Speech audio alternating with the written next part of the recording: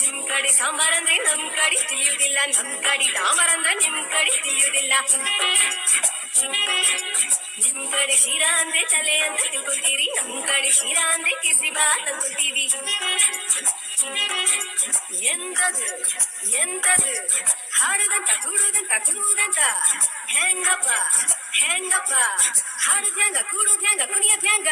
ಬೆಳಗಾವಿಯಾದರೇನು ಬೆಂಗಳೂರು ಆದರೇನು ನಗಬೇಕು ನಾವು ಮೊದಲು ಮಾತಾಡಲು, ಎದೆ ಭಾಷೆಯ ಅರಿವಾಗಲು.